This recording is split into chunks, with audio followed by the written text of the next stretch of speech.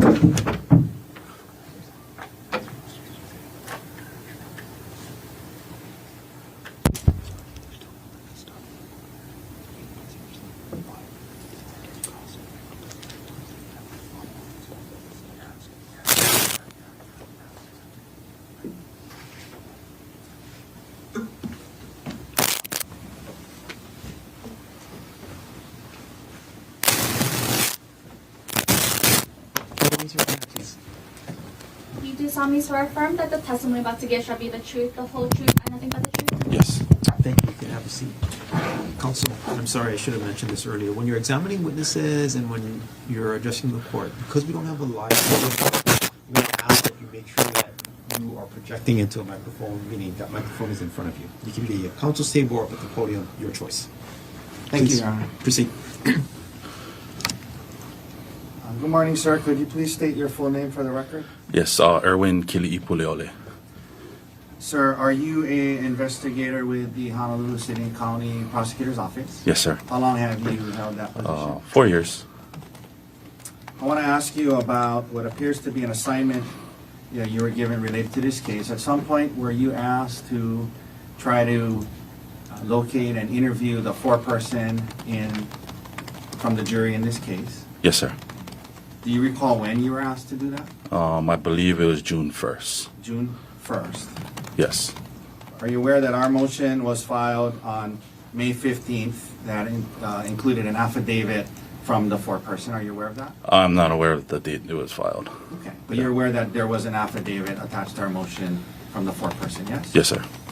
And June 1st, you received the assignment. Were you eventually able to interview the foreperson or attempt to interview and made contact with the foreperson on June 5th, 2026? Yes, sir.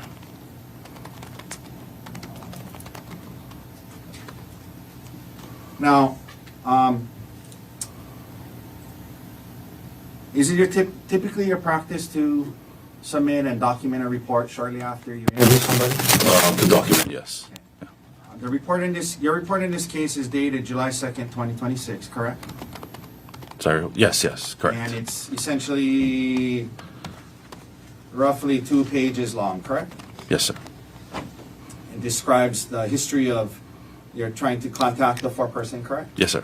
And then also includes some of the things that the foreperson said to you, yes? Yes, sir. One of the things that the foreperson said to you when you interviewed her is that everything on the paper that she signed for the defense counsel affidavit and everything that she said to the media was true. She told you that, yes? Objection, Yes, sir. Your Honor, hearsay. So as such, now that you can be given, so talk to you. Thank you, Your Honor. And sorry, Mr. Puli, that was the last question I had. I just want to ask it again. When you did have a chance to make contact with the foreperson, one of the things that she confirmed to you or said to you is that the paper she signed, affidavit she signed, and what was contained in it, and everything that she said to the media, she confirmed with you that that was all true, correct? Yes, sir. Okay. Excuse me? Yes, sir. Okay, thank you. No further questions. Any cross-examination?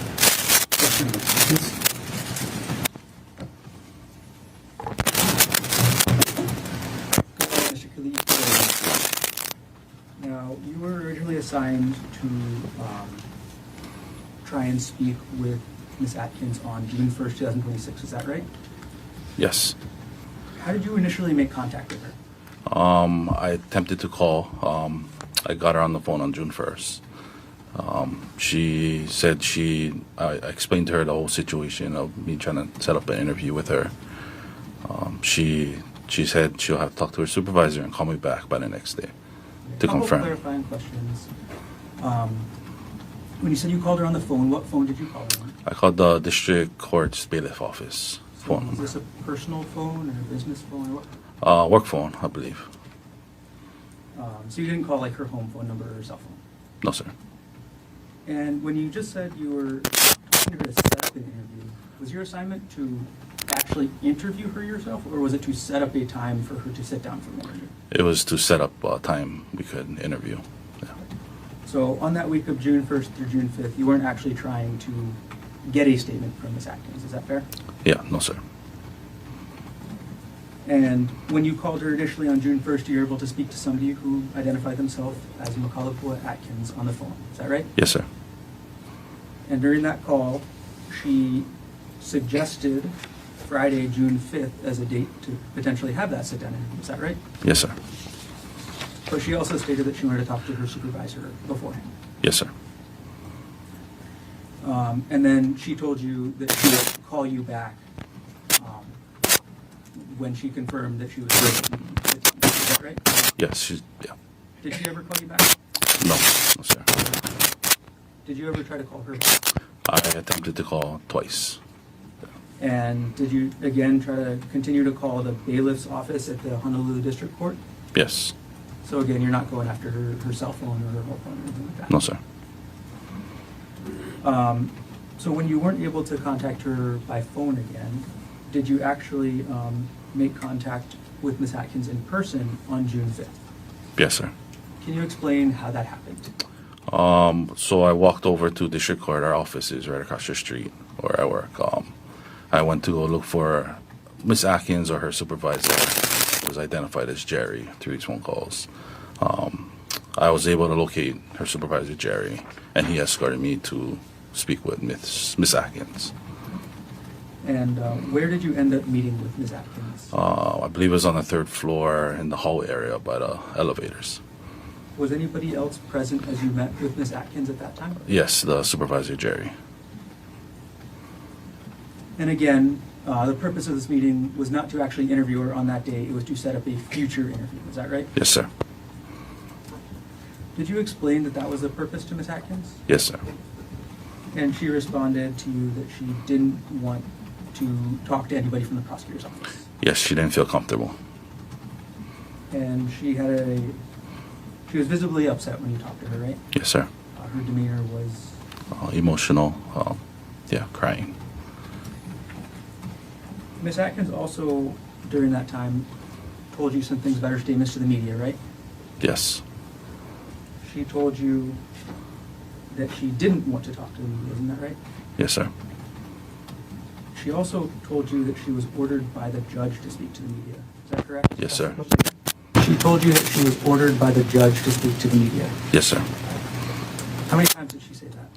She said it once, then I asked her again, and she repeated the same answer.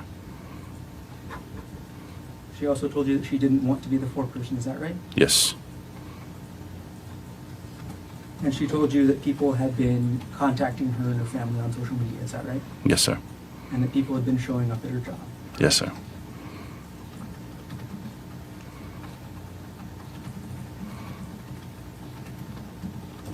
She also told you that she met with the defense in this case, is that right? Yes, sir. And that they prepared an affidavit or a declaration for her, correct? Yes, sir. At that time, Hang on, please, continue. so at that time on June 5th, were you familiar with the declaration that she had signed?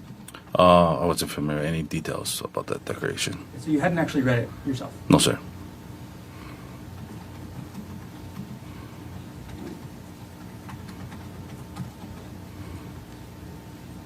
Now, on June 5th, did you also give Ms. Atkins a date to call you back if she changed her mind and did want to give an interview? Yes, sir. Did she ever call you back after that? No, sir.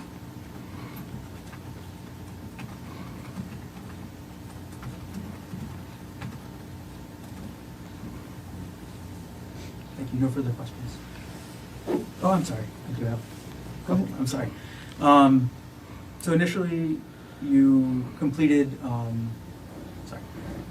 After June 5th, did you prepare a report? Yes, sir. Okay. And that report was submitted on July 2nd. Is that right? Yes, sir. When did you draft that report? July 5th. I mean, June 5th, correction. Yeah. Okay. Were you on leave at any point in June? Yes, I was. Were you on island? No, I mean, some part of June, but when I was on leave, I was off island. Okay. Yeah. Approximately from when to when in June were you on leave? It was, I believe it was June 15th, I left the island. Yeah. And came back at the end of the month? I came back at the end of the month. Thank you for clarifying. No further questions. Yeah. Mr. Otake, read it right. Sir, did you record the interaction you had with the foreperson? No, sir. And when you drafted your report, sounds like, what, several days later? Is that right? I drafted it that day, On June 2nd? on June 5th. On June 5th is when you drafted it. Yes. And so you summarized what was said, correct? Yes, sir. You did not have a recording of what was said, right? No, sir. One of the things you said is that at the outset, the foreperson told you she didn't feel comfortable talking with you, yes? Yes, sir. And then you continued to talk with her, yes? She was continuing to talk with me, yes. Yeah. No further questions. Any other questions? Just to follow up on that last little bit there, Mr. Pali Puka, these statements that the foreperson made about being ordered to speak to the media or not wanting to speak to the media, did you question her about these things? She brought it up first, and then I questioned her again about it. Thank you. No further questions. Mr. Otake, any other questions? No, thank you. Mr. Puli, thank you for being here. Thank you, Your Honor. That's that first step. Okay.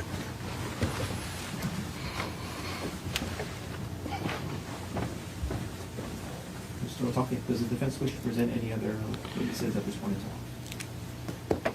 Your Honor, I guess the first, issue or question is based off of what was testified to today, that the prosecutor, investigator confirmed with the foreperson that she confirmed to the prosecutor's office that everything in her affidavit was true and everything she said to the media was true.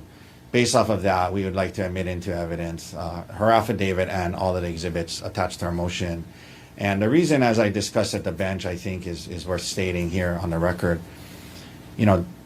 This has been very uncomfortable for the foreperson, and we have tried our best to proceed in a way that is least uncomfortable for her. She just came here to try and serve. Didn't want to get involved in any of this. Unfortunately, things were said after that prompted us to have to look into this. That being said, we are trying our best to, protect her privacy, to not aggressively, go after her. We never tried to interview her while she was at work in front of her supervisor. We tried to be a little more discreet than that. And as you see, I've been referring to her as a foreperson. I didn't even say where she worked, anything like that.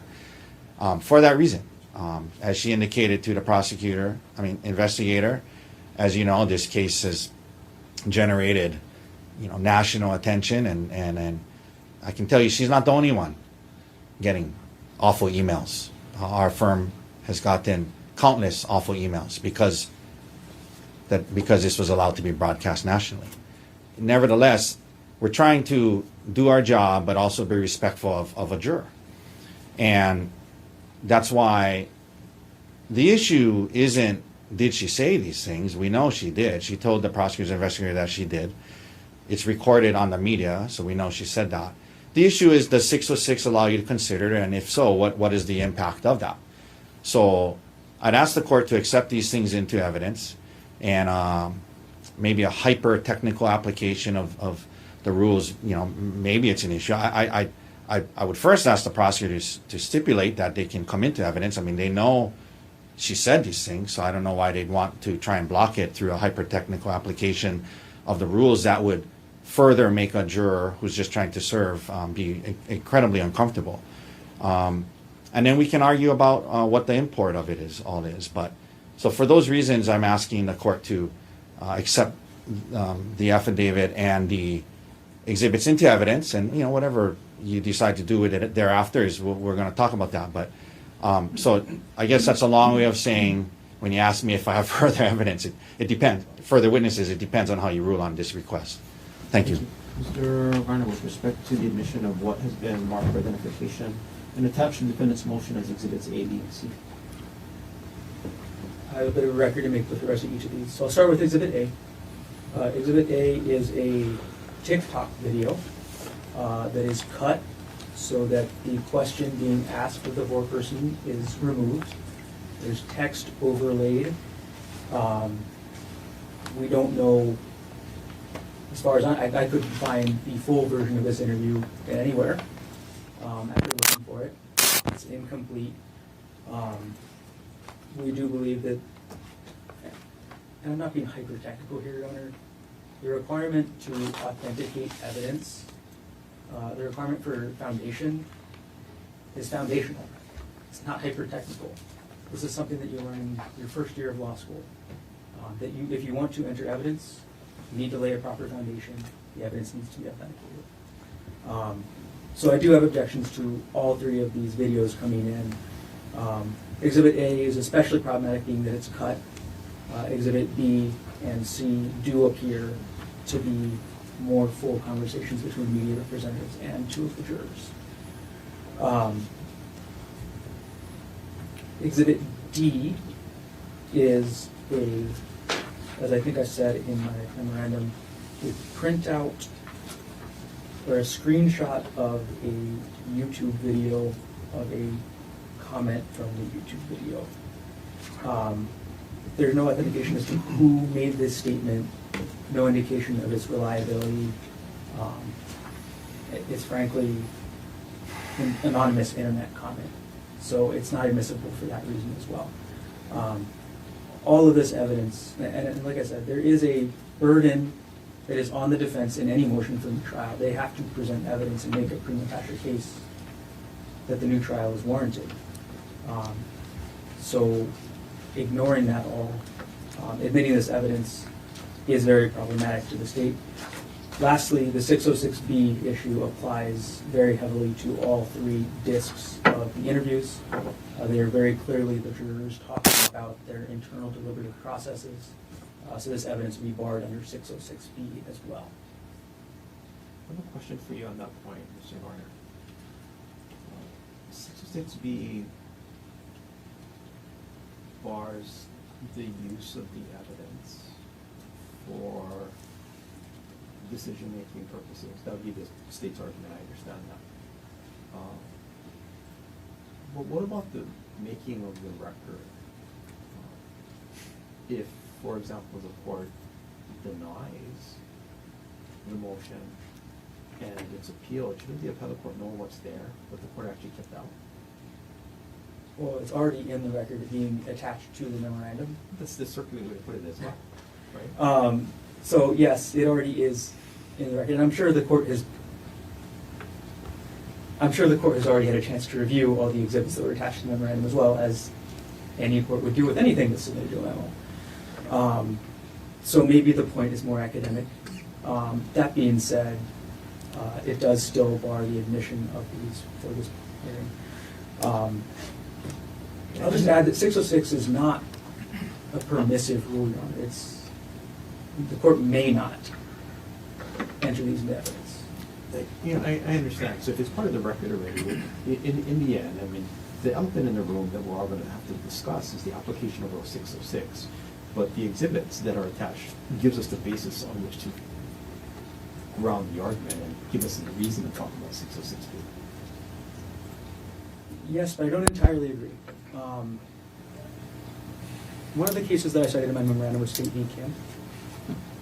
And the procedural history of that case was there was a similar motion made where a juror had provided an affidavit after the trial, essentially alleging misconduct, some of her own, or alleging reasons for making a decision that were not based on the evidence.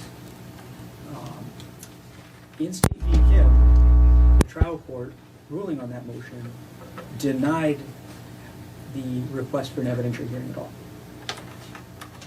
And that was what was affirmed.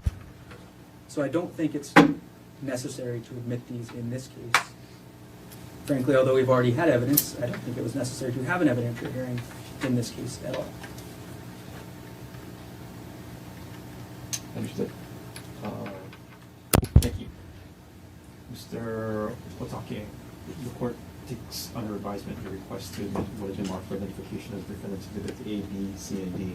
I would like, though, to proceed and hear your thoughts on the application of Rule 606 and the rest of the arguments that are in your motion. For the purposes of argument today, you assume those things have been reviewed by the court, and the court has reviewed them, and they're germane to what we'll have to decide today. Thank you, Your Honor. And again, then, that makes sense so long as we reserve the right to do what I would hope we'd all want to avoid for the sake of the foreperson. We reserve the right to call her if there's truly going to be some foundational issue to admitting these things. So no other witnesses at this point in time? No other witnesses, just argument. Mr. Garner, did the state wish to present any witnesses at this point in time? No, Your Honor. Yeah, Mr. Otake, I'm happy to hear your arguments in support of your motion first. Thank you, Your Honor. Well, I want to thank the court for your time. One thing, anyone who practices before you for any number of years, we know that for matters like this, of all judges, read everything, prepare, do your own research, and I'm sure you've done that in this case, and we appreciate that. As we know, the jury in this case did come back and return a verdict of attempted extreme mental and emotional disturbance manslaughter. In doing so, they implicitly rejected several things. They rejected that Dr. Konig had a calculated plan to take his wife up on that hike and kill her. They rejected that this was a premeditated attack. And thankfully, what we learned after the verdict is that they apparently rejected that he had an intent to kill his wife at all that day. We've learned that after the verdict. We also learned that the jury did not unanimously agree that he was guilty of attempted murder, something that needed to happen before they could even consider what they ended up on, the extreme mental and emotional disturbance manslaughter. So this motion today presents you with several opportunities, an opportunity to prevent an injustice by overturning what we've learned is an illegal verdict that did not comport with the law that was given to the jury, an opportunity to right a wrong, and an opportunity to enforce the rule of law in your courtroom. An opportunity to say loud and clear that whether inadvertently or on purpose, whatever, jurors need to follow the law in your courtroom on multiple fronts. I just want to highlight a few things. Like I said, I know you've read it all. Let's start first with I think what is one of the most pivotal issues. Obviously, is what does 606 HRE 606 allow you to consider, and what it prohibits you from considering. And I'll start by pointing out what I hope is obvious to Your Honor and everyone, that Rule 606 doesn't impose a blanket prohibition against anything a juror says post-verdict. And it would have been very easy for the legislature to craft or promulgate a law or a rule that did so. They could have easily said and used language that was altogether restrictive. The court shall not consider any comments or statements made by a juror post-verdict in a challenge of the verdict. It would have been very easy to pass a rule that said that. Instead, what the rules ended up being, it's a limited prohibition on the use of certain things. Not all things, certain things. And it's really important to look at the plain language of Rule 606. Upon an inquiry into the validity of a verdict or indictment, a juror may not testify, and this is the important part, concerning the effect of anything upon the jurors or any other juror's mind or emotions as influencing the juror to assent or to dissent from the verdict, as influencing them, the effect something had on them, the influence something had on them, or concerning the juror's mental processes in connection therewith. Mental processes. Let's break that down. The internal activities of the mind, how someone takes in information, how it affects them, how it makes them feel, why it makes them lean this way or that way. That process of digesting that information and the effect it had on him. Not the result of where they end up, but the process that they underwent mentally to get there. Not where they end up, but why they end up there. And of course, we shouldn't be able to dive into that. You know, if a juror says, I voted not, I voted guilty. And okay, that's the result. Why did you do that? Well, I didn't think this witness was credible. I don't know, the DNA, you know, or I felt this about that. That's what 606 says we should not get into. And it makes sense because we don't want to second guess. We deliberately leave these decisions to the people, and we don't second guess their good judgment about how they feel about the evidence and how they feel about you know, we don't want to be critical and say, well, you should have found that witness credible because I think that witness was credible. You know, we don't do that. So that's what, understandably, Rule 606 is meant to prohibit. And we are not asking you to consider any of that at all. We're not asking you to consider the deliberative process, the mental thought process, the decision making, the effect things had on them that ended up with the result. We're not asking you to consider any of that. Or what impact the evidence had on them. You know, we're not getting into, you know, the DNA evidence of how, you know, how the Miss Konig's DNA was all over the rock and things like that in her hand. You know, we're not getting that. That is what we're prohibited from doing. Not the mental process. We're not asking you to consider any of that. We would agree that 606 would block that. But what the rule allows you to consider, and what we're asking you to look to consider here to prevent injustice and a wrong, is the result. Where every juror ended up, not how they got there. And you know, so for example, I'm going to get into this later, but you know, this idea that the statement that, you know, I did not believe he had an intent to kill her. I did not believe he was not guilty. I did not believe he was guilty of attempted murder. Okay, that's not the mental process. That's the result, the objective result. Why did you not think that? You know, if she were to say, well, again, you know, I thought the DNA blew her story out of the water. I thought it was clear there was no premeditated plan. I didn't think the eyewitnesses were overly credible. I thought the cops were exaggerating. That's the mental process that we're not asking you to consider. How they got where they got is different. And the policy behind 606 and striking this balance, it makes a lot of sense. It makes a lot of sense. And from the commentary, it says, Rule 606 commentary, it is meant to strike a proper balance by excluding testimony relating to the internal deliberative process and allowing testimony about objective misconduct and irregularities. So irregularities, if there is objective evidence of irregularities, you must consider it, obviously.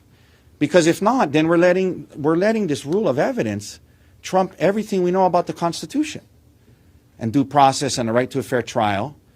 And that's what they want you to do here. Use a hyper-technical application, well, not even that, a wrong interpretation of a rule to override constitutional rights to a fair trial, to a unanimous verdict, to due process, and that's why when they drafted this rule, they didn't do that. They struck that balance so that courts, when fortunately, not by anything we did, but on the jurors' own voluntary statements to the media after, when it is uncovered that there is an irregularity, as we have here, it allows the court to do something about it. And that's why the rule is written the way it is. HRE, this is from State versus Holbrun, 80 Hawaii 27. HRE 606 does not foreclose judicial inquiry into irregularities affecting verdict integrity. And that's what we're saying here.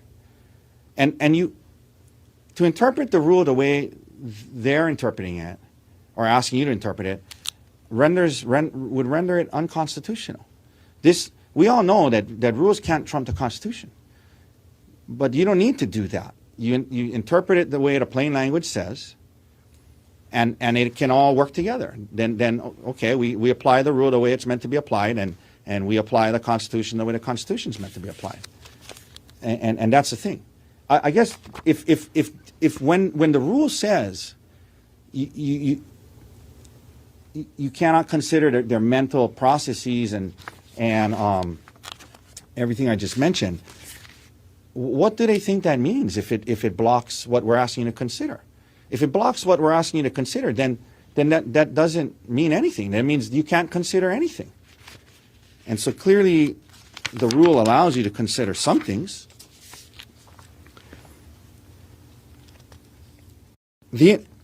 Let's look at then, with that application, what you can consider and should consider. The statements to the media and the declaration of the foreperson. The foreperson's statements to the media, it's all in our motion. I know you read it. The intent to kill is improbable to us. The jury did not believe Dr. Konig intended to kill Arielle Konig from her affidavit. From her affidavit, I believe Dr. Konig was not guilty of attempted murder. From her affidavit. Sworn statement that that's why we did this, because if there's any doubt she said that, by all means, go interview her, which they did. And I don't know how they went about it that made her uncomfortable to talk to them and didn't record it. And but now, in a report that's generated the day after a reply is due, or at least produced well after, but the point is she verified that what was in that affidavit was true. So what does that mean? She has told the prosecutors that what she said, I believe Dr. Konig was not guilty of attempted murder, that's a true statement. Juror number 3, I don't know if he was trying to kill his wife, but he had the capacity to kill his wife. Now here's the thing. Here's the part I frankly don't understand. I'm not so sure what the prosecutor is saying today about this, because the opposition was filed when it was filed, and presumably they meant what they said in their opposition. And let's look at what they said in their opposition about what you can consider. And it's on page 17 of their opposition that was filed by the state. Obviously, we have duties to the court when we file things, that we mean what we say. What evidence, this is their words, what evidence is left after HRE 606B is applied correctly is Exhibit D and statements number 1, 3, and 4 of the foreperson's affidavit. Statements 1, 3, and 4 of the affidavit. Statement 1, I was the foreperson. Statement 3, the jury did not unanimously believe that Dr. Konig had an intent to kill his wife. They are conceding in their opposition filed in this court that you can consider that properly under 606. Statement number 4 from the affidavit. I did not believe that Dr. Konig had an intent to kill his wife during the incident on the Pali Puka Trail, and I believe he was not guilty of attempted murder. They concede you can properly consider that under 606. And at first I thought, is that a typo? And then I read what's before and after, and it's clearly not a typo. They believe that the application of 606 precludes, as I've talked about, mental deliberative processes, but doesn't preclude, an objective irregularity, result-oriented kind of comment. So they themselves say you can consider that.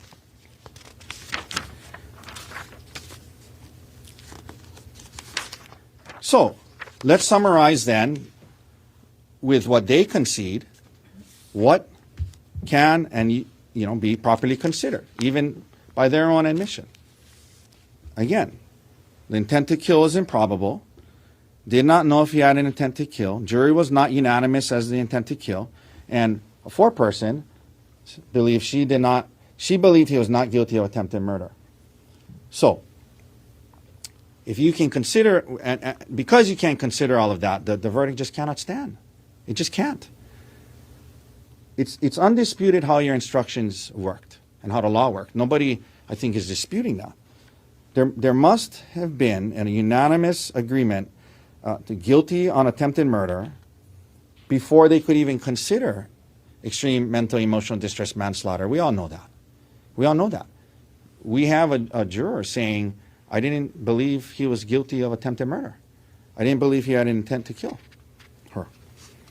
So, and if it was not unanimous, the instructions then direct them to go to the assault charges, which did not happen. And, I think we can all agree that even for us lawyers, the instructions are complicated.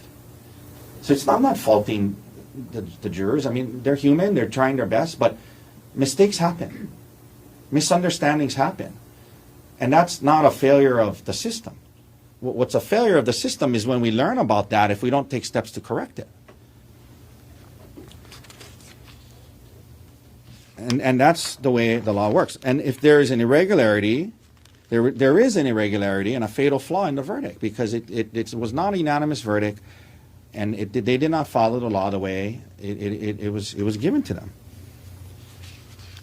We talk about how at best, if you look at juror number 3 and what he says, at best that's a non-existent offense of attempted reckless manslaughter from the Stanley case, right? I don't believe he had intent to kill, but maybe what he did had the capacity to. That's reckless manslaughter, and there is no such thing. And I guess I'd ask you to consider this. I mean, I know this isn't exactly what happened, but it's pretty close. Let's say a jury, and it's an important case. Obviously, he was facing life in prison, right? And let's say someone's facing life in prison, and a verdict comes back, and the juries find the defendant guilty of, let's say, murder. Let's say murder first, where he's going to be life without parole, the harshest sentence in our state. And then the foreperson walks out of this courtroom, and then there's cameras there, and the foreperson says, at her own volition, and no prompting, well, you know what? Yeah, at the end of it, 6 of us thought he was guilty, 6 of us thought he was not guilty, that they didn't prove it, but we just returned a verdict of guilty. I have a hard time believing that our appellate courts would let that stand. I mean, I would have a hard time believing this court would let that stand. I mean, that would be absurd. And that's essentially what they're asking you to do. Maybe not to that extreme, but pretty close. Pretty close when we know a juror has said they were not unanimous as to a required element, and she herself has said she didn't believe he was guilty of attempted murder. Meaning, at best, it was 11-1, which that's not what she was saying, but we can't just ignore this. We can't ignore this, and we have an opportunity to fix it.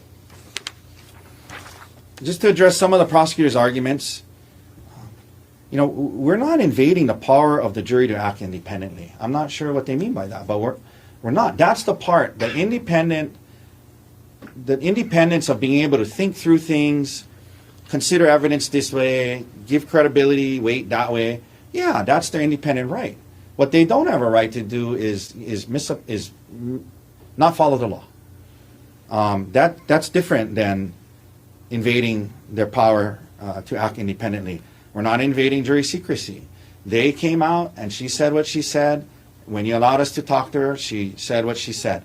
We never did, nor will we ask her. We didn't ask her. Why did you? How did you end up over there? We're not invading their secrecy. We're not invading their freedom to deliberate. We're not harassing any juror.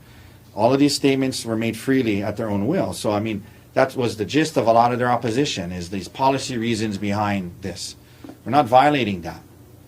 And then again, it's a balance. Yeah, we don't want to inconvenience any juror, make any juror feel uncomfortable, but we also want to get it right and make sure that there was not an illegal verdict. under the Constitution. For these reasons alone, a new trial must be granted. The text messaging, and again, we objected to this being broadcast nationally, but it was allowed. And, then a commenter on one of these live streams commented during deliberations, before the verdict was returned, I've been texting with one of the jurors and they're going for count 3 attempted manslaughter. And there's a couple of significant things about that. It says, I've been texting with, which infers a conversation, multiple texts. I've been texting with one of the jurors. It infers an ongoing conversation. The use of the term count 3, they're going for count 3 attempted manslaughter. No one in this courtroom ever referred to anything as a count. Nobody said the lessers is count 2, count 3. Nobody said that. We pointed out how in the statements to the media, one of the jurors did use the term, we went through all of the counts. So one of the jurors in the deliberation room, apparently the term counts was being used, even though we didn't use it in this courtroom. And now this person is using the same term, they're settling in on count 3. What else do we know about that? On the verdict form, although it was not indicated as counts, the third option, which would be, if you wanted to consider them counts, count 3, was extreme mental emotional distress, disturbance, manslaughter. So he said, and presumably, I don't think the verdict form was even publicly accessible at that time. So some guy, wherever he was, and somewhere on the mainland, would have never known that count 3 was extreme mental emotional disturbance, or at least the third option on the verdict form. But he used that term. He didn't just say they're going for attempted manslaughter. He said they're going for count 3 attempted manslaughter, using the same reference to count as a juror did to the media, and picking the number on the verdict form that was emailed. And then lastly, that he correctly predicted the verdict. I mean, and there's case law we cited about the import of when somebody correctly predicts something, how it provides an indicia of reliability. So there is indicia of reliability to lead to concern because of that.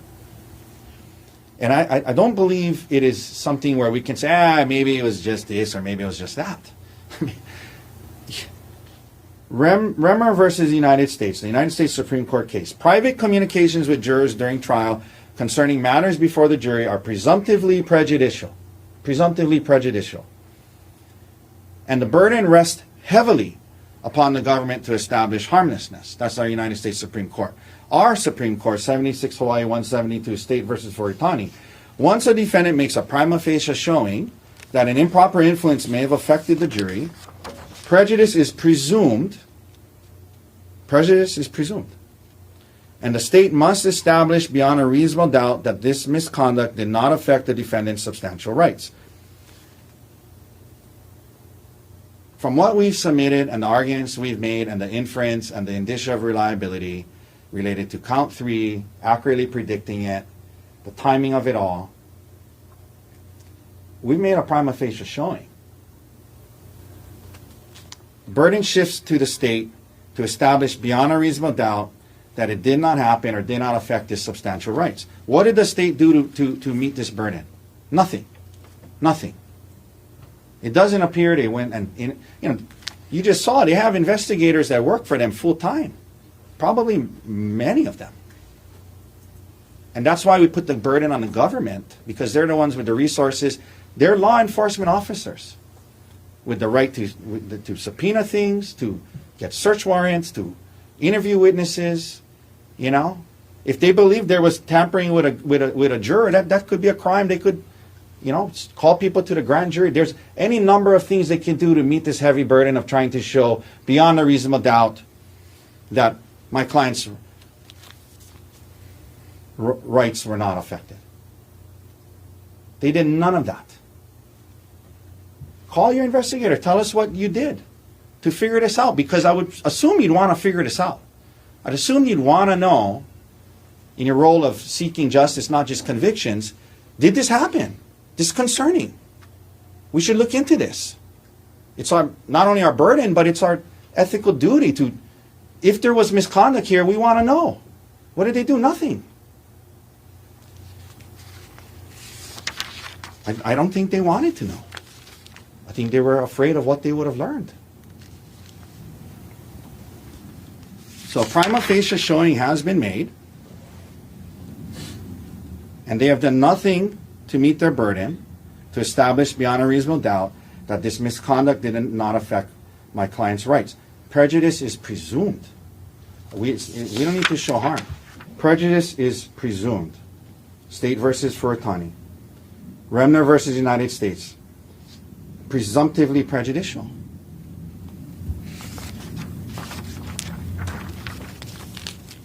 I come back to what I said earlier, Your Honor. This motion raises important questions about what you are okay with in your courtroom. And I mean that respectfully.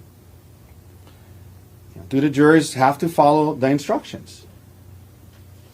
The jury instructions, I'm not going to go through all of them, but many of them directly call into question what happened here. You are the judge, this is number 2, page 2, from the instructions. You are the judges of the facts of this case. You will decide the facts, what facts were proved by the evidence. However, you must follow these instructions even if you disagree with them. They're told they have to follow the way the law works. Page 16 of the instructions. A person is not guilty of an offense unless the state proves beyond a reasonable doubt that the person acted with the required state of mind, as these instructions specify with respect to each element of the offense. That's the law. They took an oath to uphold that. We now know that that was not a unanimous finding as to the requisite state of mind. We talked about the elements on page 19 and what was required before they could unanimously find guilt on the attempted murder. We talked about how one juror said she didn't believe he was guilty of attempted murder. And then lastly, as to the text messaging issue, one of the last instructions that is given to them on page 43, during your recess from deliberations when you are released to go home in the evening, you must not discuss this case with anyone or permit anyone to discuss this case with you. You must not read or listen to news accounts about this case if there are any. You must not discuss this case with any person other than your fellow jurors. You must not reveal to the court or any other person how the jury stands, numerically or otherwise, until you have reached a unanimous verdict and has been received by the court. It's one of the last instructions you gave them, which raises the question, do jurors need to follow the law in your courtroom? Of course they do. Of course you're not okay with that. It would be an incredible coincidence if somebody, prior to the verdict, used the term count when nobody in this trial used it, and then the jurors used it, that they would know it was the third option on the verdict form, and that they would know and accurately predict the verdict. It would be an incredible coincidence. And we can't, there's too much at stake to just assume that it was some lucky guess. We have established a prima facie showing. There's presumptive prejudice. They could have done any number of things to try and meet the burden to show that it didn't happen.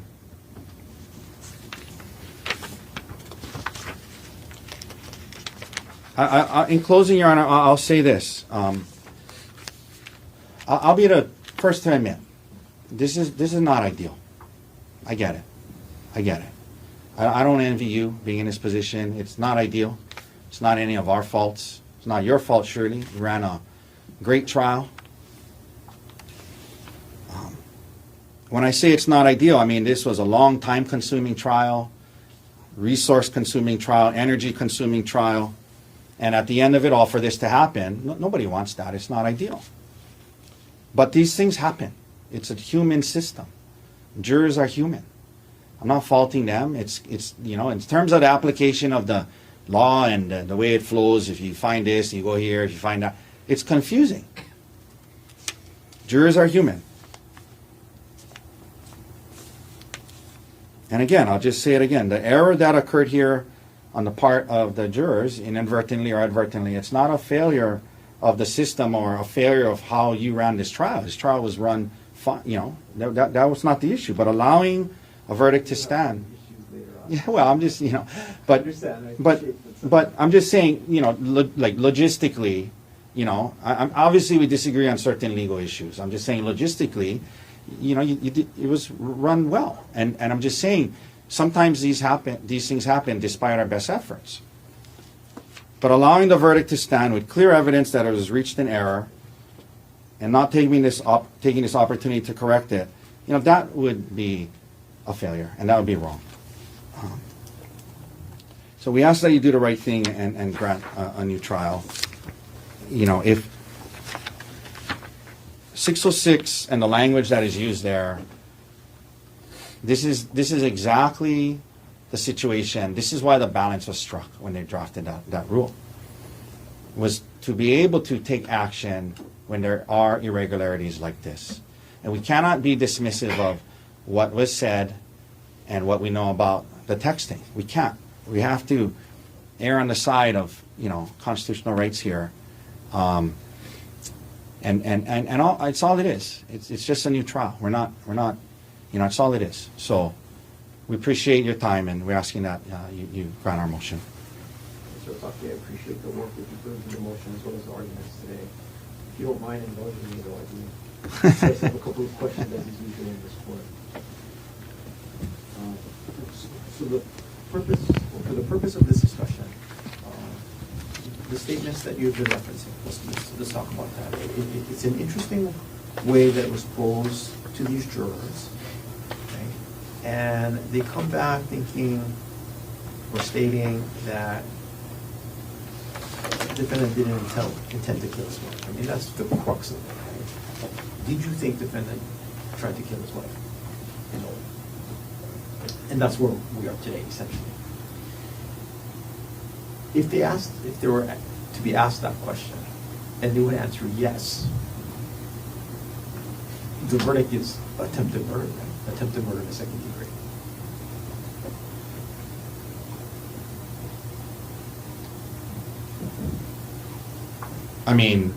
Assuming all the other elements were met, well, yes. As to the state of mind element, Right.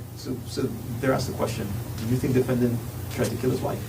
The answer is yes. The verdict is attempted murder in the second degree. no. Then they would consider EMED if they were unanimous. But that's one way to think about it, right? If they say, no, like you're arguing they did, we have some different decision or some different verdict where it can't be attempted murder. Well, then they would have gone and considered us. They were supposed to go and then consider assault, not EMED, not extreme mental emotional disturbance. Okay. Appreciate your clarification of that. So next question. The first part of the defendant's motion is predicated on, and your argument is clear here today, that they just misunderstood the instructions or they just didn't follow the instructions. One or the other. It maybe, and I think it's helpful to say it in the reverse. Given what we know factually, there's no way they could reach that verdict if they followed the instructions. Okay. Yeah. We've had the jury system in this country for, 250 years now. I can't imagine other jurors have not made the same mistake. Presuming that. How many cases do we know where we set aside the verdict when the jury says we didn't follow the instructions? Well, thankfully, in 20 years, this is the first time that has been learned. And I would hope that every time we learn that, we would do something about it. And I'll say what I said that the consequences of getting something right is not a reason to get it wrong. So, if there's a concern that somehow this is going to open up floodgates, number one, I don't think that's a valid concern, because over 100 jury trials I've done, it's the first time I've ever seen anything like this happen. So it's not going to open up the floodgates, number one. So my answer is, anytime we uncovered that a verdict was not unanimous, anytime we uncover that there's irregularities, the court needs to act. I'm not worried about the floodgates, at least at this point in time, right? But assuming that there's been mistakes on following the instructions before, right, there's no decision that says we set aside the verdict, right? Well, there's a couple of things I'd say about that. The first is I think, Your Honor, you're assuming it was a mistake or whatever it is, whatever it was. Well, right? that's the argument. Well, it was either either they ignored it or they didn't follow it, right? Or it was a mistake, okay? I think, well, and we learned about it, so we have to do something about it. And what did we learn? We learned, and you know, the part that respectfully is left out of your questioning is a statement from the affidavit of the foreperson that said, I believe that Dr. Konig was not guilty of attempted murder. Right?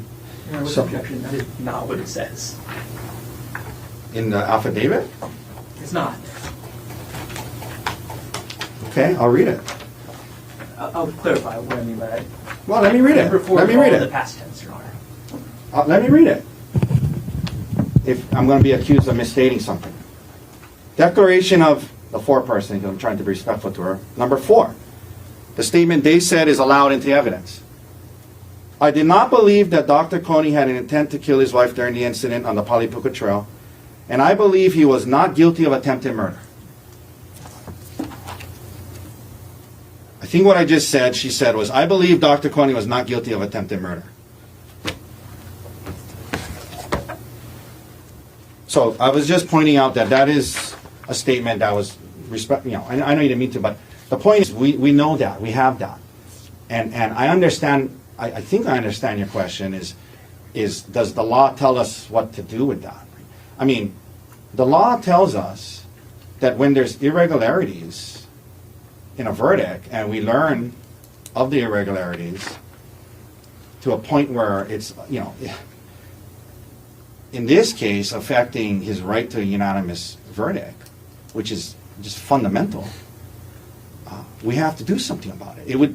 It's fundamental. If there would be, it's one of the most, I think, you know, serious violations of a trial defendant's right that in terms of these types of challenges. So I would suggest that implicit in the case law, when it talks about being able to use certain things, irregularities, to challenge a verdict, implicit in that is, of course, if we learn that for whatever reason there was, you know,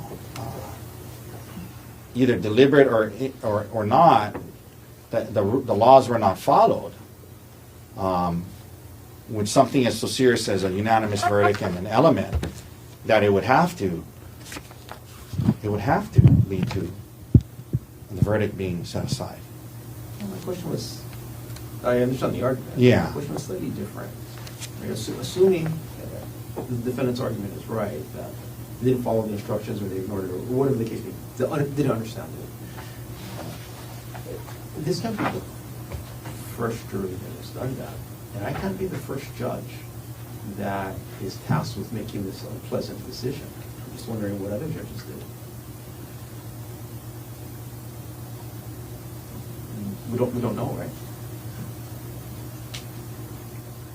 Well, I mean, I'll say several things about that. I mean, if this ever happened before where a juror came out on the news and said these things, I mean, if there was a motion and it was granted, there wouldn't be an appellate opinion, right? So I don't know. I mean, maybe it happened, maybe it didn't, but and respectfully, I'm not following why that matters. I mean, even if this is the first time it's being decided, we know what we know, and we should get it right. And I'm not saying that necessarily this is what you're getting at, Your Honor, but if in any way the thought is this is kind of a first impression and it's for the Supreme Court to decide, I disagree. This is. Well, I'm not fluffing the job. No. Okay, I know you're not. I just wasn't sure, like when you're saying it, I'm not suggesting that. I'm just saying, you know, I can't tell you if this happened before. I can tell you I've never seen it happen before.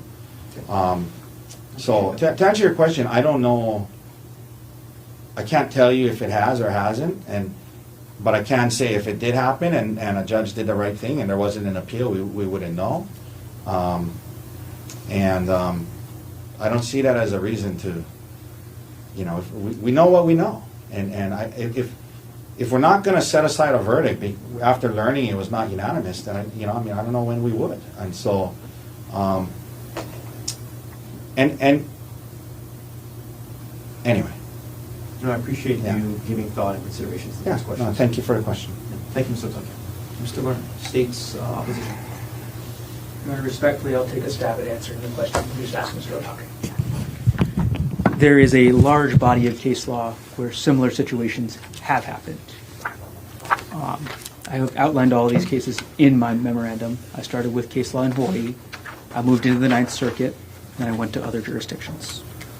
I think in Hawaii it's specifically on the part. I disagree. So, in Hawaii, and if you want to specifically talk about misunderstanding, that would be State v.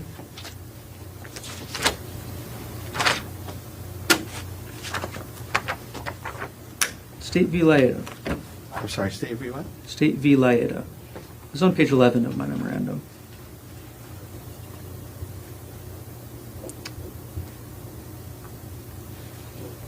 The proffered affidavit, and just for a bit of background, State v. Laeta was a case involving a issue that came up at a trial where one juror raised an issue where he didn't understand the proceedings in the trial. The juror was voir dired by the trial court judge. I asked the question of instructions, because that's one of the spirit points of the defendant's arguments is they just didn't follow the instructions, they didn't understand it, or they ignored it. Some combination of all those things. I have Ninth Circuit then for you, Judge Vasquez v. Walker. Started on page 12 of my memorandum. The court noted the trial judge had read the instructions. The jury had an opportunity to ask questions to clarify, which the jury did in this case as well. The jury knew how to use the communication forms, and in fact did send communications, but did not ask any clarifying questions of the court. The Alaska Supreme Court in Myers v. State. Clearly written instructions may be instructions may be misinterpreted by a juror is simply one of the hazards. The misinterpretation is an inquiry into the juror's mental process, and getting into that would violate 606B. So I do think that there has been a lot of case law about these issues, about misunderstanding, mistake, in Hawaii and other states that show that this is not a reason to grant a new trial. Taking a step back, the big issue here is, of course, what started all of this is the statements to the media by two of the jurors.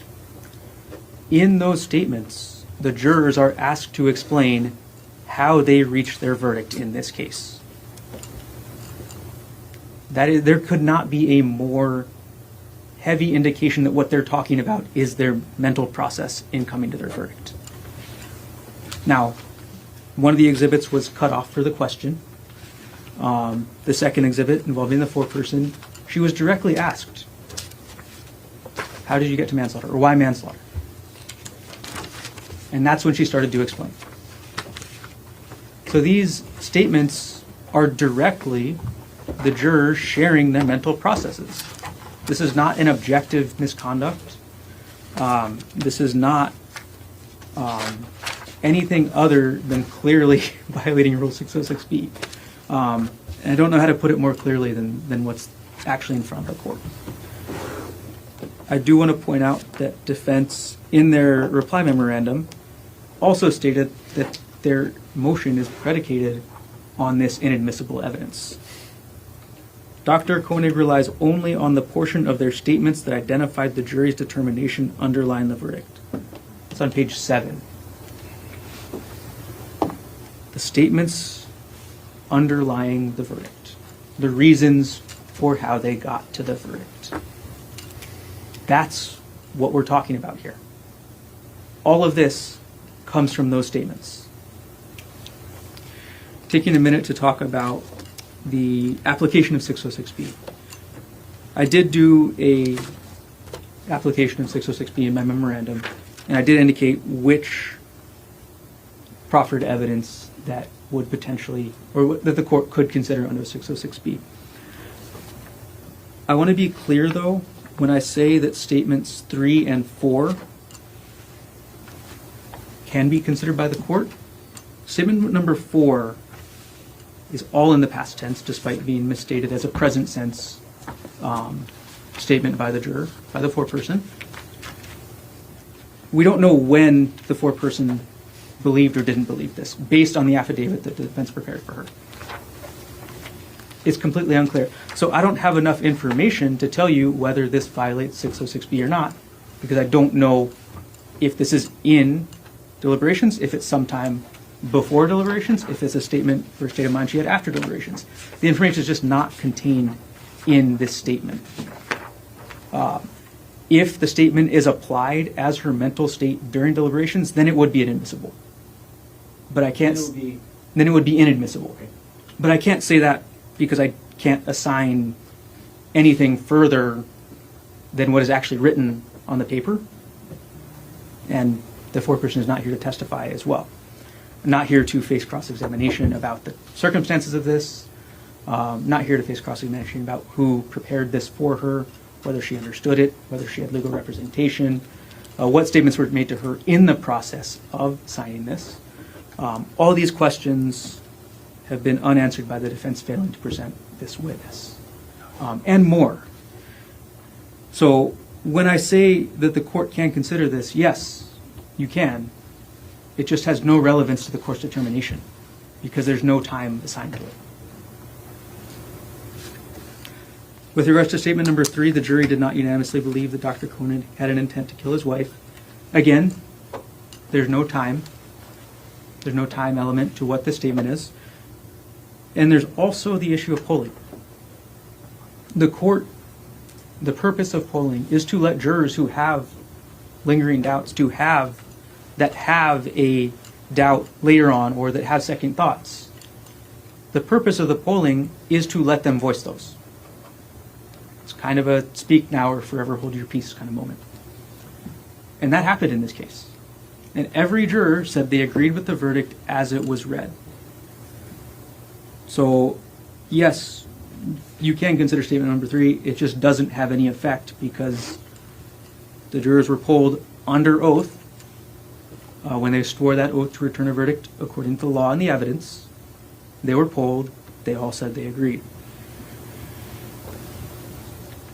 Overall, what we're asking here, Your Honor, is not to deny this motion on a technicality.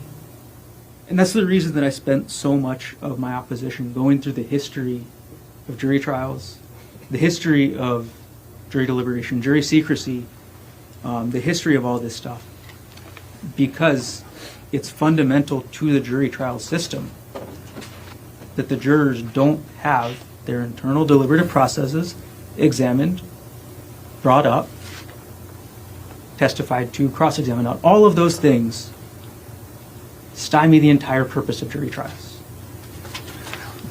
Well, the court sounds somewhat reluctant to consider the effects. There is a chilling effect on future trials if we start opening those doors. There's a massive chilling effect. Any juror in a case against somebody who's potentially very popular publicly, a sports figure, somebody like that, any juror would be pressured knowing that their verdict could be attacked, that their thought process in reaching their verdict is not secret. It's essentially what we're asking, what you're being asked to do is to break the promise the judiciary made to these jurors. We bring these people in. We ask them to serve, to sit for a month, and they're told that their deliberations are secret. And it is an incredibly, essentially, if you do not believe in secrecy of deliberations, you do not believe in jury trials. As simple as that. So this is not a technicality. This is something where there has been a large body of case law of similar issues in Hawaii, of the exact same issue in other states and the Ninth Circuit. And all of that case law shows that this is inadmissible. Even defense's own admissions that what they're seeking to do is to get into the mental process. I know I know it's stated several times throughout defendants' original motion and their opposition that they don't want to, that that's not what they're trying to do. But in fact, that is what they are looking at. They are looking at the internal deliberative processes of how these jurors came to their verdict. It's not objective. The objective misconduct examples are all throughout my memorandum. You know, when a juror brings in outside evidence to the jury room, objective misconduct. When a juror makes a decision and introduces their own life experiences similar to a victim, objective misconduct. But what all those cases are also very clear on is the court cannot consider the effect of any statement made. Right? So objective misconduct is admissible. That's not what we're talking about here. We're talking about how the jurors got to their decision. We're talking about trying to get into their heads. And that is hugely problematic. And frankly, it is inadmissible for not just policy reasons, but because it's fundamental to the jury trial system in this country. Moving on, getting closer to the end here, Judge, to the YouTube comment. It's an anonymous YouTube comment. The defense is citing the U.S. Supreme Court case, I believe Renner. In Renner, the contact between the outside person and the juror was known. The juror reported it to the court. There was an FBI investigation in that case. There's an FBI report prepared. It's clearly distinguishable from this case where there is no confirmation of juror contact. The specter has been raised, yes, but it is defense's burden to actually make that prima facie case, and they haven't. So we're citing a case with a completely different set of facts and trying to apply it to the same way, and that's not what we have. What we have is an anonymous internet comment. Anytime there's a high publicity case, anytime there's a case that is on the internet, which there are certainly going to be more to come in the future of any jurisdiction. Anytime somebody makes a comment claiming to have inside knowledge or claiming to know something else, anytime that happens, what defense is saying is that should be an automatic granting of a new trial. And that's not true. Consider the actual context of this statement on its face. There's no statement indicating that there was communication, anything other than potentially somebody leaked the verdict. There's no indication of any talk about discussing with the juror how they thought about things, convincing the juror to vote one way or the other. There's none of that. So for that reason as well, there's no prima facie case. So overall, what defense is asking you to do is to get into the juror's mindset of how they ended up at the verdict they ended up.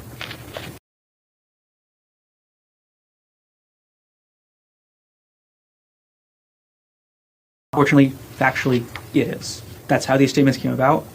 That's how these things were raised. And that's where we're at. And that's why 606B applies. These statements are inadmissible, and the court should deny this motion. Thank you for your whole presentation, Mr. Garner. As you know, I also have questions for you as well.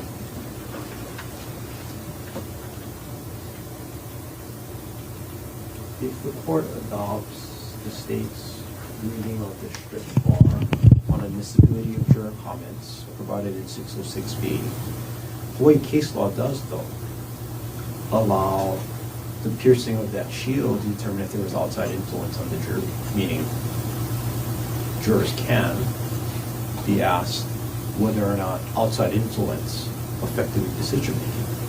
606B doesn't prevent that. It's under case law, right? You're nodding your head. I'll take that as a yes. Yes. Sorry. Waiting for the question. So I understand the argument about perhaps the defense not making the prima facie case, but there is certain case law that places the duty on the court to further examine and investigate if there is and I want to use the word in either parentheses or air quotes, credible interference or credible communication with the jury during deliberation. How strict is that bar? What level is that prima facie evidence? Do we not have it here? To clarify before I answer, Your Honor, are you speaking about, and actually before I get there, I don't believe, Exhibit D, right? Exhibit D says I had contact with the juror during the deliberations. Yes. Do I need to investigate? I think that's up to the court. If you want to investigate and bring in the jurors, I know that has been done in several of the cases the state cited. The court has brought in the jurors to testify.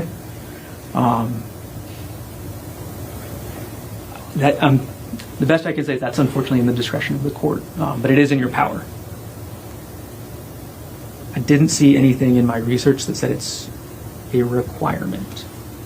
And to clarify, I don't think there's a strict bar against against statements by jurors.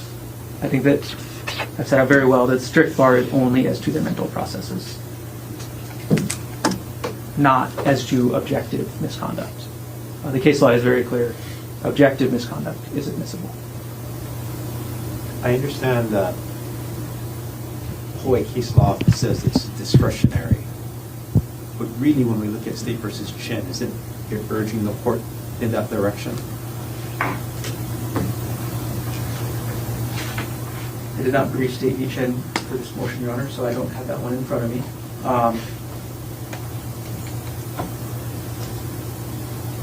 Okay. Thank you, Mr. Garner. Mr. Otake, anything else you want to? Yes, just briefly, I'll start with that last issue about the texting. Mr. Garner says that we're suggesting anytime that happens, it's an automatic new trial. We never suggested that. We're just we're asking or that you just follow the law. And the law is what it says, right? If there's a prima facie showing and there's indicia of reliability, which we believe we've done, then that's the process. From there, the burden shifts to the state, not the court, but to the state, to prove beyond a reasonable doubt that this wasn't harmful. And you start with a presumption that it was. So I'm not saying every time it's automatic. I'm saying you go through this process. So we've gone through that process. And at the end of it, they have failed to do anything to meet that burden. And so I understand the court's questioning about the court doing further inquiry, but I would argue that that would be helping the state with their burden under the case law. So I don't think that's what the case law is telling you. well, the case law is saying it's the state's burden. So that's all I'm suggesting. We're here today for this hearing. They had opportunities to use their law enforcement powers to look into this if they cared enough to try or wanted to know the answer. They didn't. And so here we are, and that's all I'm suggesting is you follow the process, which is we believe a prima facie showing, Your Honor, is legally speaking a fairly low standard to reach, right? I mean, we use it more in the civil context, right, than we do in the criminal context, but it is a fairly low standard to reach. We've given the court evidence, and I don't know this argument that, well, it's anonymous, so therefore we can't. I mean, people typically don't assign their real name when they're, admitting that they were tampering with a jury. So it doesn't mean because it's anonymous we just ignore it. So I think to your question, I would submit that under law, especially in civil context, a prima facie showing is a very low burden. We've made that not only through the text itself, but the circumstantial indicia of reliability that I already articulated a couple of times. The process then shifts to the state. It's their burden to do and use their powers, that be law enforcement powers, to show these things, given that it's presumptively prejudicial. So that's what I would say about that. I'm not going to go through it all. In our reply, we distinguish the cases that he brought up today State versus Loyetta, completely different situation where there was concerns about a juror's actual like mental defects and ability to even understand like what was going on. Completely different than this case, and all the other cases that they talk about, we've distinguished and explained why in our reply. You know, we addressed in our reply this issue about polling. You know, obviously if they did something, you know, if there was an irregularity in the back, then they're going to confirm the irregularity in the poll, so it doesn't really get to the heart of the issue. You know, this idea, when in their opposition they say you can consider 3 and 4, it was not, there was no caveat to it. That, oh, if she meant it was at the time, or if not, then you can or you cannot. That's him. That's the first time I heard of that. Their opposition is clear. You can consider statements 3 and 4 from their affidavit. I don't know if maybe somebody else wrote this or what, but whoever wrote it believed that you can consider it. And, you know, what do you think she's talking about when she says, the jury did not unanimously believe that Dr. Konig had an intent to kill his wife? Do we really think she was talking about when, like, deliberations started and not at the end? I mean, I did not believe that he had an intent to kill his wife during the incident, and I believed that he was not guilty of attempted murder. Do we really believe that she's talking about something other than what we know she's talking about, which is during the deliberations? So, I mean, that argument should not carry much weight. Again, this thing that somehow getting this right and enforcing his constitutional rights to a unanimous jury verdict is going to have a chilling effect on jurors in the future. I don't see how that would be the case. So, one second, Your Honor. You know, and again, like I hope the court, I'm sure the court understands this. I don't know how to be more clear about it. I'm not asking you to get into the why they reached this decision, right? When the foreperson says, I did not believe he had an intent to kill, I do not believe he was not guilty. I'm not asking you to consider why she felt that way. Her deliberative process in getting to that conclusion. I'm not asking you to consider that. That's what 606 says we cannot. They wouldn't use the word processes or process if we couldn't consider the result. We poll jurors as to the result. So obviously we're allowed to ask them about the result and consider it. What would you, Your Honor, think of it this way. Think of it this way. If you polled the jury and 6 said, you know, no, I don't think he was guilty during the poll, what would you do? You would send them back to deliberate. You wouldn't be like, okay, well, we're not going to get into your mental deliberative processes and your result, and we're going to, you know, that's the secrecy of your deliberations, but we'll take the verdict and lock this guy up for the rest of his life. Of course not. So obviously the polling process demonstrates you can look at the objective end result and consider it. And I ask you to think about that. Those 2 examples. If you did a poll and it was not unanimous, what would you do? And if there was a verdict and a juror walked out and said to the camera, well, we found him guilty, but 6 of us really at the end thought he was not guilty, but whatever, you know. I have a hard time believing that Your Honor or our appellate courts would just say, hey, secrecy, we don't want to, you know, we don't want to, that's up to them. No, it's not up to them. It's not up to them as to whether they follow the law or not. And so again, you know, we're asking you to get this correct now. There is enough here to rule that way without you know, doing inquiry or whatever. They could have done that. They have investigators. If they really wanted to do that and meet their burden, they could have gone out and talked to every single juror. They didn't. And so we're asking that you grant the motion today and set the case for a second trial. Thank you. Counsel, I understand and appreciate the arguments that you made in the application of 606B to what might have been said out into the media and what's in the moving papers that was submitted to the court. At this point in time, I am concerned about the exception to the bar that jurors can be examined on the existence of outside influence. This is brought up by the defense in the Remmer decision. And Remmer is treated, examined, and used by the Hawaii Supreme Court on this issue. Assuming the prima facie case for outside communication has been made, right, the Supreme Court of Hawaii directs the trial court by saying where the existence of an outside influence, such as juror misconduct, is brought to the attention of the trial court, the court must ascertain the extent of the influence, and then in its sound discretion, take appropriate measures to assure a fair trial.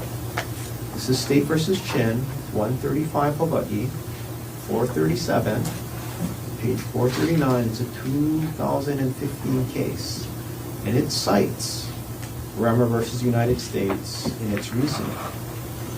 And it goes on to say that the outside influence need not touch directly on the guilt or innocence of the defendant to trigger the presumption of prejudice. It is enough that during the crucial period of jury deliberations, there was a private communication bearing even remotely on the trial or the jury's function in it. And I understand the argument as to who bears the burden and who needs to counter it, but here what the Supreme Court is telling this court, that the court must ascertain the extent of the influence. So the burden is on me, right? And as abhorrent as this sounds, the way I read this case is telling me that I have to do what I really don't want to do and bring in these jurors and ask whether or not they were tainted by outside influence.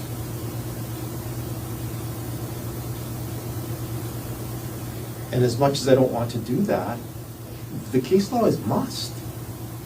The court must ascertain the extent.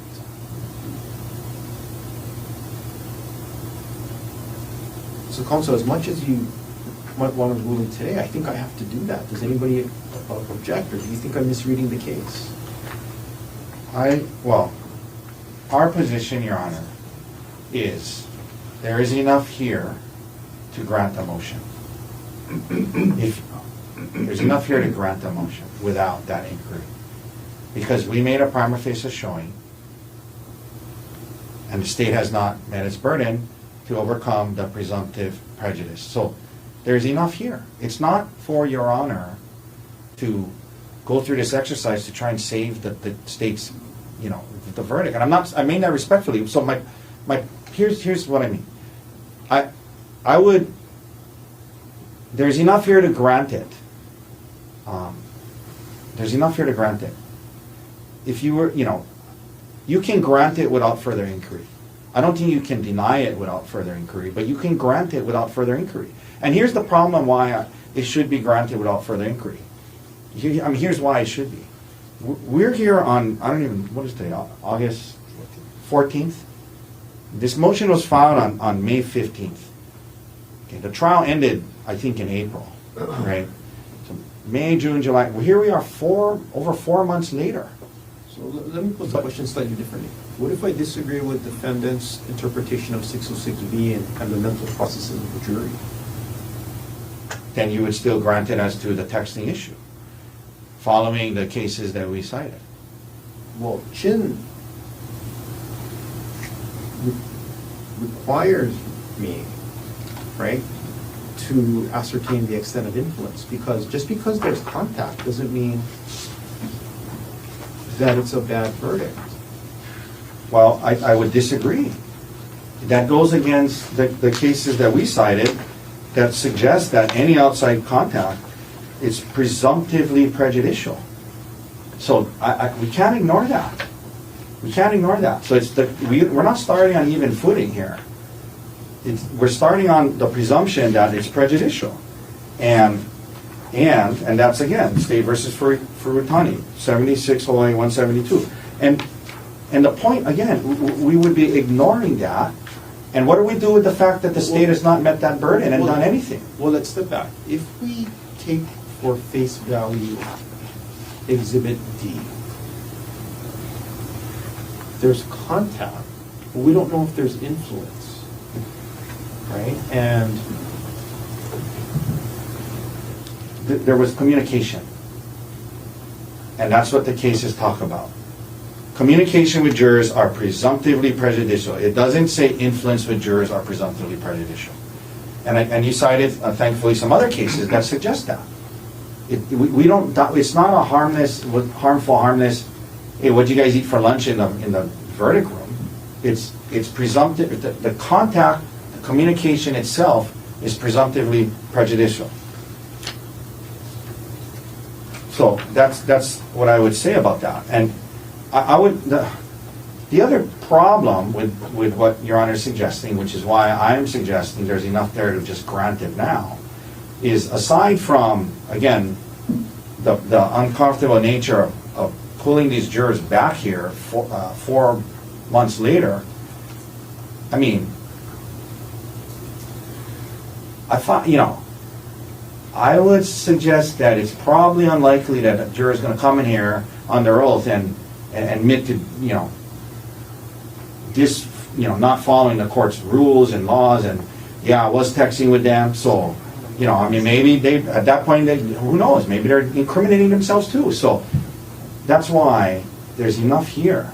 You apply the law, which is the burden shifts to the state didn't do anything to rebut it, and grant the motion. That's at least our position, because I understand Your Honor's position, but, 4 months has gone by, number one. I don't, what if they're dishonest about it? As oftentimes they might be if they know they did something illegal or didn't follow the court's rules. I mean, are we giving them immunity to come in here and say, I was, so it's a little more complicated than I think simply saying 4 months later that'll cure everything, to come get 12 of them to come in here and say, oh no, we didn't communicate with anybody, there was no texting. So,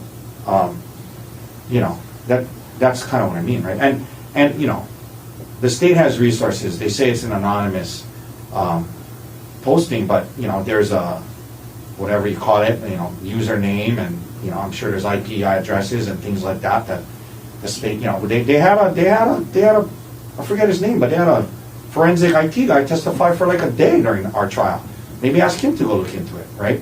But that's their burden, is my suggestion, Your Honor. And I understand what the court is saying, but I just would ask the court to consider the problems with doing that. Well, I fully understand the Yeah. problems, and that's why I'm so reluctant. I understand. More than reluctant.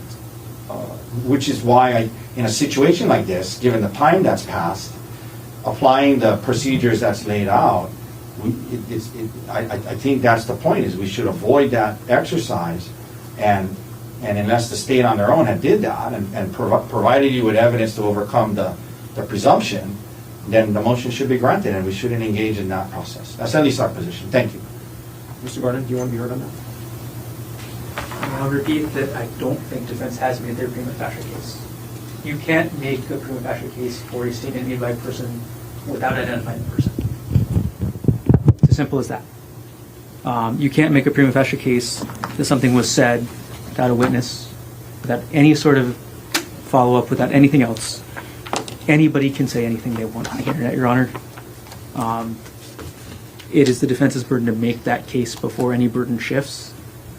They did not conduct any investigation themselves. We're all in the same boat. I agree that it would be uncomfortable to bring in 12 jurors to all ask them these questions. I'm not in support of it, I guess, in that I don't think it's going to be a fun exercise for anybody. If that's court's reading of the case law is that it's necessary and required, then I won't stand in the way. It appears that what State v. Chin is telling the court must ascertain the extent of the influence.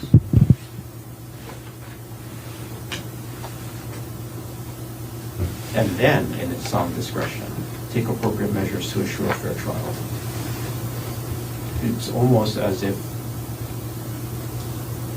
the requirement is not discretionary, it's just that. The court must ascertain the extent of the influence. Can I ask a question? Sure, I of mean course. this, I really mean this. How do you then rectify that with the other cases that say the contact is presumptively prejudicial, right? Because I mean, so maybe, you know, I understand what you're saying, but there's other cases that say that, right? So the process that the way you're reading the Chin case is that no, we start equal and there's contact and we got to get to the bottom to see if it was prejudicial or not.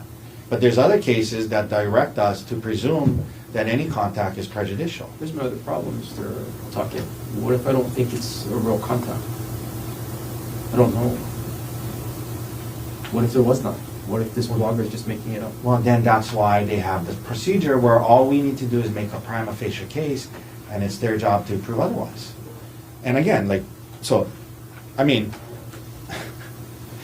anyway, I think you understand our position, but, you know, when things are worded that way, that they're, you know, presumptively prejudicial or, you know, there's a presumption, it means you err on the side that, at the start, that this was prejudicial. And you can understand why the law would develop that way. It's inherently, I mean, in this case, you know, obviously Dr. Konig is a doctor and he's a private attorney, but, you know, what about, you know, indigent defendants and things like that? We're supposed to what, go hire IT guys and investigators and track all this stuff down? You know, no, that's why they situate it to where the burden is on the state to do those things once the prima facie showing is made. And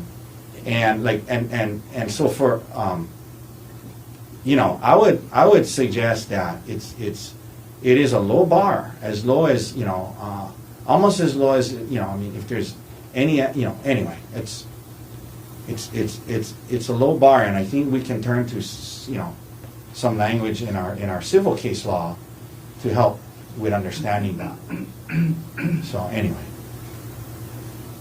And again, we come back to the problem with, are we really going to call in jurors 5 months later and ask them to come in here and essentially confess to, you know, misconduct in open court without counsel, and when we already have essentially from, I know he's anonymous, but it was a written public confession that this was happening. And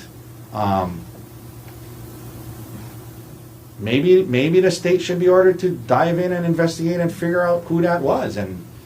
But I just, the idea, again, and I mean this out of respect for the jurors, to call them back in here 5 months later in a public setting and basically interrogate them as to if they committed, you know, potentially, you know, I mean, at the very low end, you know, misconduct, you know, on a higher end, maybe something worse than that. I just don't see how that then becomes a reliable basis for this court to then say, well, they all said nobody did it, you know. So there's enough here. That's why we follow the procedure. The state can prove otherwise, and if not. But anyway, that's just our thoughts on it. But, you know. Well, the Chin court was very clear about the language of grammar. Because it discusses grammar in the opinion. And in Chin, there's contact between a witness and a juror, established contact. Now, I don't know if that's necessarily true here, but in Chin, there's established contact. And in light of grammar,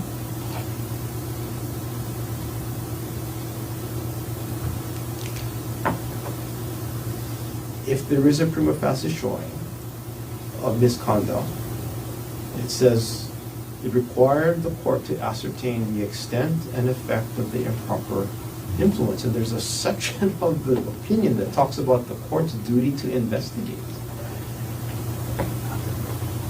And the very first part of that section is when there is juror misconduct that presents a potential for substantial prejudice to a defendant's right to a fair trial, there is the rebuttable presumption of prejudice, which is what you're talking about, Mr. Otake. And the trial judge is then duty bound to further investigate the totality of circumstances surrounding the outside influence to determine its impact on juror impartiality. again, as much as I dislike it, I think I'm handcuffed as to what this particular case requires me to do. This is a Supreme Court case. It is good law, and it is binding upon me. So as much as we all object, I think this is what's required, at least of this court. The court will contact the trial jurors in this case, have them come in, and the questioning will be conducted by the court as to, one, whether or not there was outside communication during jury deliberation. If the answer is yes, I need to probe further to ascertain the totality of circumstances of the conduct so we can determine whether or not it affected the defendant's right to an impartial opinion in this case. And I understand this is the objection of both of the parties, but I think this is what is required of the court, unfortunately. So the court will make that attempt to get these jurors back. Mr. Otake. And again, I mean this respectfully, if that was the case, we shouldn't have set this motion 3 months after it was filed, because now this case has been heavily publicized. The jurors were told that their prohibition on reading the news or looking into it ended, and who knows what they, I mean, some of them might be watching this Zoom right now, I mean, I wouldn't doubt it, right? So, I understand what your focus on the Chin case. Again, there's the Furutani case that talks about, can be, this the state's burden. So we do object to that process just from the standpoint of the delay, the exposure, and the reality of calling jurors in here in a public setting, 4 or 5 months after their verdict, to now interrogate them about potential misconduct. And I think there's some legal issues about that. I mean, should they have counsel? Should they, I mean, do they have immunity from things like that? So I just placed that all on the record, but I understand the court's ruling. Whatever the court does, we ask that we expedite it. Like when this motion was filed 3 months ago, Dr. Konig is sitting in jail. If this motion is eventually denied, we want to quickly go to sentencing, we want to appeal quickly, and we want to get back to a second trial as soon as possible, because he's sitting in jail with no bail. And so, whatever the court decides to do, we just ask that we do it as quickly as possible. If we, on that, Mr. Garner, anything else you want to add? No, we can talk about scheduling in just a minute. Yes. I don't think we can set it next week, also. I don't think that's enough time to contact jurors, and even if we could, whether or not it gives them time to adjust their schedule.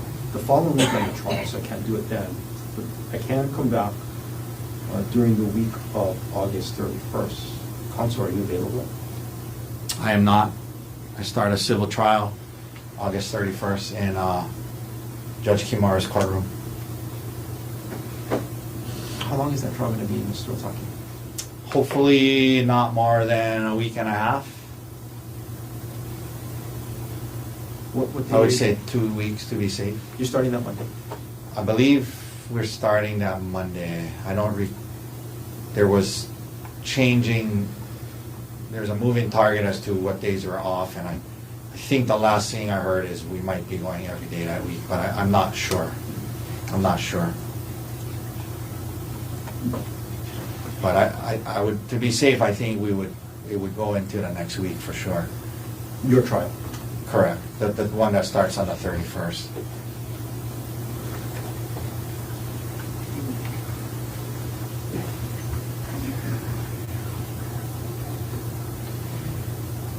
If I try to set it the week before, there could be a conflict with my trial. Mr. Otake, does that prevent you from trial prep in your civil case? I'm sorry, what was that, Your Honor? I'm sorry. Apologize. If I try to set it before The trial? I'm in trial, but if I try to squeeze this in my trial week, I'm looking at Thursday, August 27th. I think that's ambitious. But does that still out of the question because you're doing trial prep for your civil case? I wouldn't say it's out of the question, it's not ideal, but because we want this expedited, you know, I'll just walk and chew gum at the same time, you know.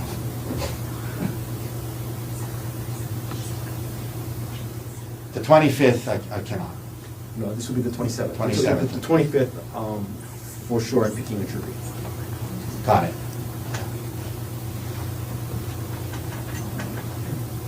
Your Honor, with the 27th, I have a motion to dismiss in the afternoon, so at 1:30 p.m. Could we potentially do it in the morning? We could. Okay, then I should be good. I'm sorry, I was just reminded that we actually have the hearing on the motions in limine that morning at 9 a.m. I don't believe it would go, we're limited to 5 short motions, and so the afternoon would work. They're not available now. Oh, And I can't do the 28th because I already have a large evidentiary hearing. It's the 26th, look. The 26th, I will still be in trial. I'm sorry, the afternoon of the 27th. I have a motion to dismiss in a temporary case. You gonna move that? I don't know. Your trial is all week, the 31st, and into the week of the 7th. Yes, well, can I have 1 second? Sure. I think the last we heard from Judge Kimura is that there's no off days. So I suspect it would go into at least the first half of the week on the September 7th.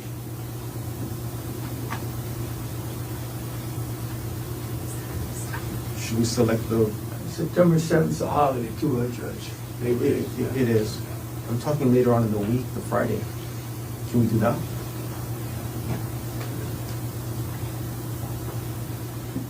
The 11th? The 11th. We should be done by then, Your Honor. That's why I'm suggesting the end of the week. That's fine with me. Yeah. Okay. So let's do that. Schedule further hearing, September 11th.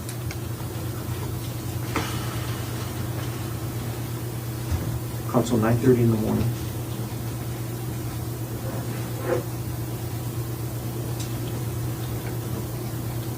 Appreciate your indulgence. Anything else you want to take up on the record this morning?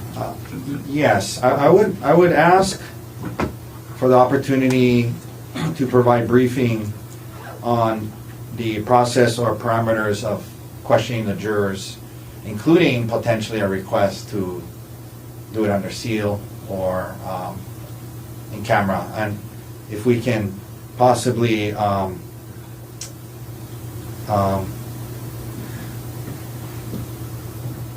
have the opportunity to provide that briefing. What deadline are you looking for, Mr. Otake? Well, I would say I want to respond. maybe by August 28th or 21st, 1 week. Yes, I would appreciate that. Can the state respond by the 28th? Yes, Your Honor. Okay. And just so I guess we have the same place to start, is the court's current intentions, the court will be the only party examining the jurors. Right, and it's on the contact. Well, and that would be what our briefing would be about. And then just the last thing I'll add, Your Honor, I mean, you know, I understand not to relitigate it, but the Chin case, I believe what it was standing for is you cannot deny the motion without further inquiry. But I do believe it allows you to grant it without it. So, and I think that would be an appropriate way to read Chin in conjunction with Furitani. If you're going to deny it, you know, you need to do further inquiry. But I don't believe Chin says you can't grant it. And I think that's actually what happened in that case, is he denied the motion, and then the Supreme Court said, well, if you're going to deny it, you got to at least do some inquiry. So if you change your mind, I want to grant it, we can avoid questioning the jurors, because I think it allows that to happen without questioning them. But we do appreciate the opportunity to provide additional briefing on the process, and, I think we should think long and hard about, how we do that, and whether it should be in camera or what. I mean, there's a lot of issues there, and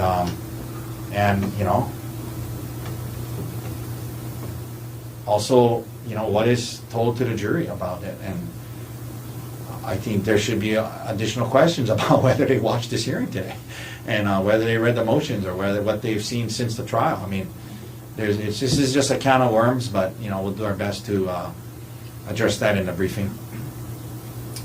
Thank you. Mr. Garner, anything else you want to add? Nothing further from me. I guess the last thing is, I guess you're just going to reserve ruling on everything until after. All of you brought up some very good points in addition to what was already agreed. I think we should get the full record, and then the court will make its final decision. Understood. Thank you for your time this morning. Likewise, counsel, thank you. Thank you for your hard work.